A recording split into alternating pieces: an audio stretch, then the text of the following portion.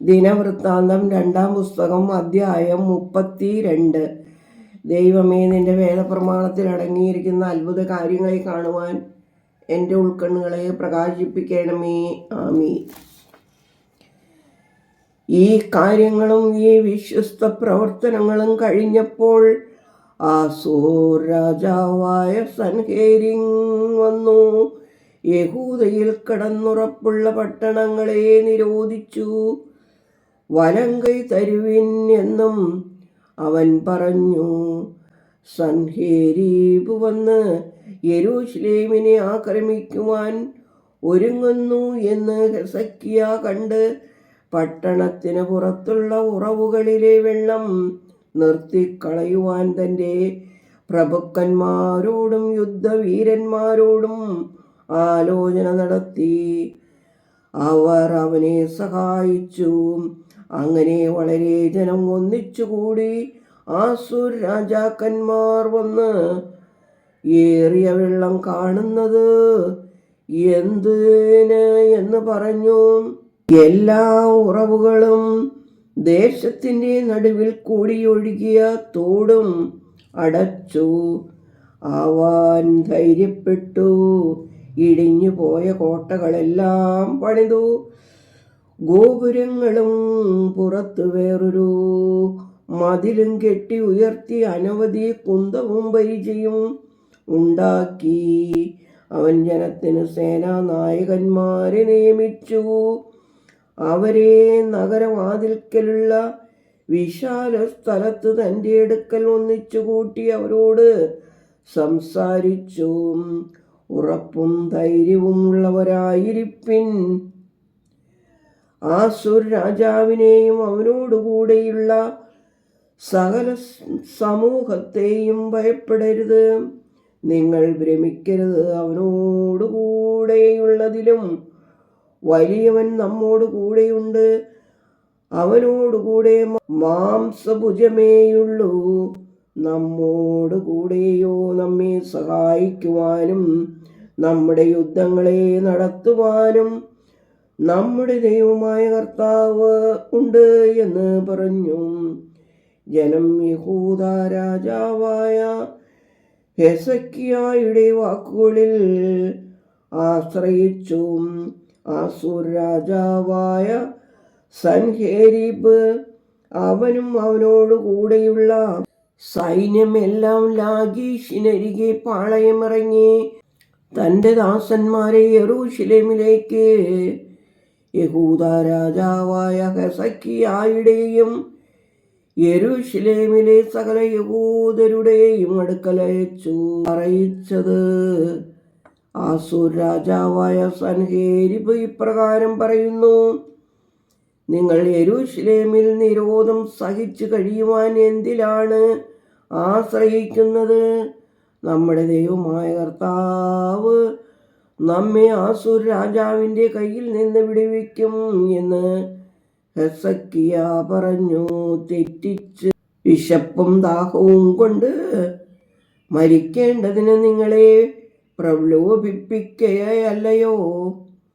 അവൻ്റെ പൂജാഗിരികളും യാഗപീഠങ്ങളും നീക്കിക്കളയുകയും യഹൂദയോടും യെരൂശലേമിനോടും നിങ്ങൾ ഒരേ പീഠത്തിനു മുമ്പിൽ നമസ്കരിച്ച് അതിന്മേൽ ധൂപം അർപ്പിക്കണം എന്ന് കൽപ്പിക്കുകയും ചെയ്തു.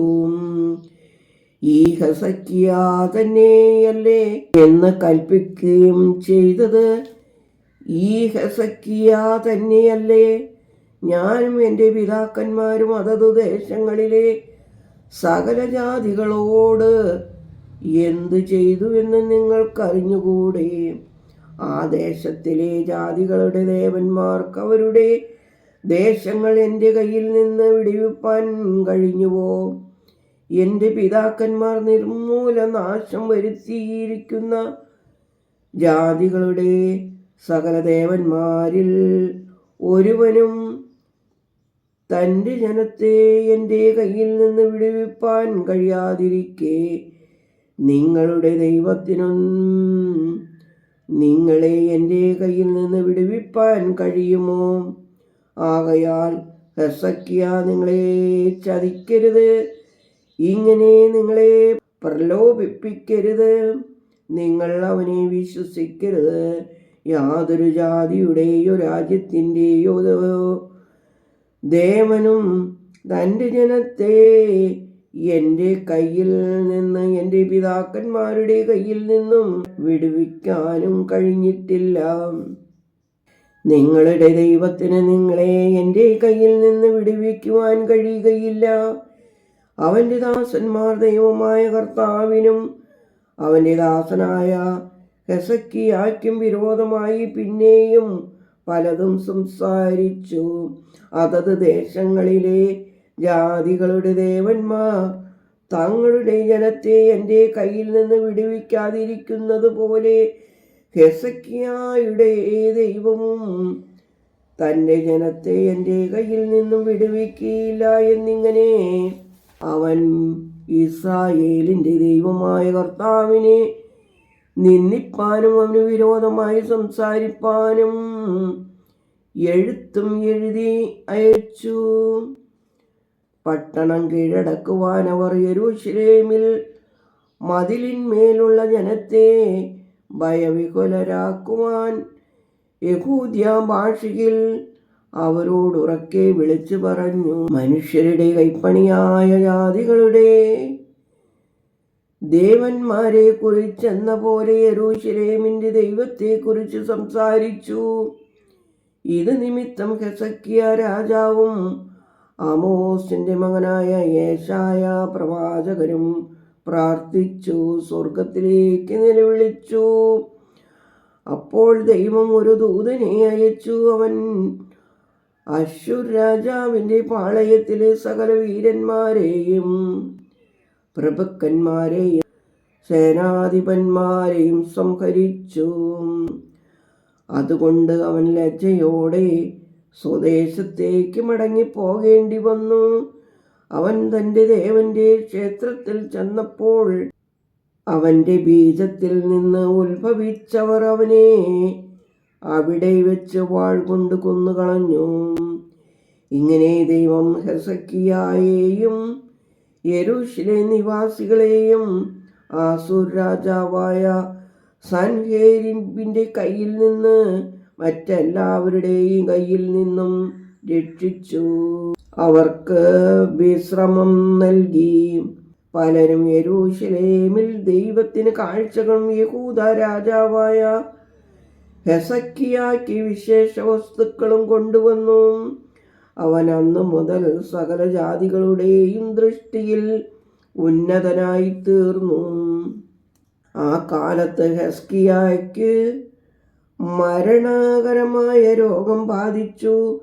അവൻ ദൈവത്തോട് പ്രാർത്ഥിച്ചു, നീ വളരെ അത്ഭുതങ്ങൾ എനിക്കായി ചെയ്തു. എൻ്റെ പ്രവൃത്തികൾക്കനുസരിച്ചല്ലയോ നീ പ്രതിഫലം തന്നത് എന്ന് പറഞ്ഞു. എന്നാൽ ഹെസക്കിയ തനിക്ക് ലഭിച്ച ഉപകാരത്തിന് അനുസരണം നടക്കാതെ നിഗളിച്ചു. അതുകൊണ്ട് അവൻ്റെ മേലും യഹൂദയുടെ മേലും യെരൂശലേമിന്മേലും കോപമുണ്ടായി. എങ്കിലും തൻ്റെ ഗർവത്തെക്കുറിച്ച് ഹെസക്കിയായും യെരൂശലേം നിവാസികളും തങ്ങളെ തന്നെ താഴ്ത്തി. അതുകൊണ്ട് ദൈവകോപം ഹെസക്കിയായുടെ കാലത്ത് അവരുടെ മേൽ വന്നില്ല. ഹെസക്കിയായ്ക്ക് വേണ്ടത്ര ധനവും മാനവും ഉണ്ടായിരുന്നു. അവൻ വെള്ളി, പൊന്ന്, രത്നം, സുഗന്ധവർഗം, പരിച, സകലവിധ മനോഹര വസ്തുക്കൾ എന്നിവയ്ക്കായി ഭണ്ഡാരഗ്രഹങ്ങളും ധാന്യം, വീഞ്ഞ്, എണ്ണ എന്നിവയ്ക്കായി സംഭരണശാലകളും സകലവിധ മൃഗങ്ങൾക്കും ആലയങ്ങളും ആട്ടിൻകൂട്ടങ്ങൾക്ക് തൊഴുത്തുകളും ഉണ്ടാക്കി. ദൈവം അവന് ഏറെ സമ്പത്ത് കൊടുത്തിരുന്നതിനാൽ അവൻ പട്ടണങ്ങളെയും ആടുമാടുകളെയും വളരെയേറെ സമ്പാദിച്ചു. ഹെസക്കിയ ഗീഹോൻ വെള്ളത്തിൻ്റെ മേലത്തെ ഒഴുക്ക് തടുത്ത് ദാവീദിൻ്റെ നഗരത്തിൻ്റെ പടിഞ്ഞാറ് ഭാഗത്തോ താഴോട്ട് വരുത്തി. അങ്ങനെ ഹെസക്കിയ തൻ്റെ എല്ലാ പ്രവൃത്തികളിലും കൃതാർത്ഥനായി. എങ്കിലും ദേശത്തിൽ സംഭവിച്ചിരുന്ന അത്ഭുതത്തെക്കുറിച്ച് ചോദിക്കുവാൻ ബാബേൽ പ്രഭുക്കന്മാർ അവൻ്റെ അടുക്കൽ അയച്ച ദൂതന്മാരുടെ കാര്യത്തിൽ അവൻ്റെ ഹൃദയത്തിലുള്ളതെല്ലാം അറിയുവാൻ തക്കവണ്ണം അവനെ പരീക്ഷിക്കേണ്ടതിന് ദൈവം അവനെ വിട്ടുകൊടുത്തു. ഹെസക്കിയായുടെ മറ്റുള്ള കാര്യങ്ങളും അവൻ്റെ സൽപ്രവൃത്തികളും ആമോസിൻ്റെ മകനായ യേശായ പ്രവാചകന്റെ ദർശനത്തിലും യഹൂദയിലെയും ഇസ്രായേലിലെയും രാജാക്കന്മാരുടെ പുസ്തകത്തിലും എഴുതിയിരിക്കുന്നു. ഹെസക്കിയ തൻ്റെ പിതാക്കന്മാരെ പോലെ നിദ്ര പ്രാപിച്ചു. ദാവീദിന്റെ പുത്രന്മാരുടെ കല്ലറകളിലേക്കുള്ള കയറ്റത്തിൽ അവനെ സംസ്കരിച്ചു.